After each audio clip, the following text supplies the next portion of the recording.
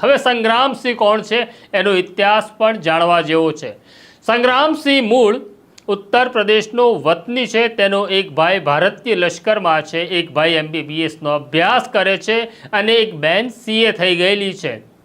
2019ની અંદર ભારતીય લશ્કરમાં સંગ્રામસિંહ પણ જોડાવાનો હતો। તેણે પરીક્ષા પાસ કરી દીધી હતી, પણ જ્યારે તેને આર્મીમાં જોઈન્ટ થવાનું હતું એના 2 દિવસ પહેલાં સંગ્રામસિંહના હાથે એક હત્યા થાય છે, માટે તે આર્મી જોઈન કરી શકતો નથી।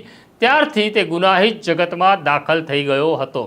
સંગ્રામસિંહના માથે 2 હત્યાના ગુના નોંધાયેલા છે અને 12 કરતાં વધુ અન્ય ગુનાઓ નોંધાયેલા છે। સંગ્રામસિંહ આખા મામલામાં નહોતો, એટલે કે રામોલ પ્રકરણમાં નહોતો, પણ જે તેની સામે હત્યાની ફરિયાદ નોંધાઈ હતી તેમાં સમાધાન થાય તેવું હતું, એટલે કે ફરિયાદ કરનાર પૈસા લઈ ફરી જવા તૈયાર હતા, જેને પૈસા આપવા જરૂરી હતા, પણ સંગ્રામસિંહ પાસે પૈસા નહોતા। એટલે સંગ્રામસિંહ એક લૂંટનો પ્લાન બનાવે છે અને 52 લાખ રૂપિયાની લૂંટ કરીને ભાગે છે।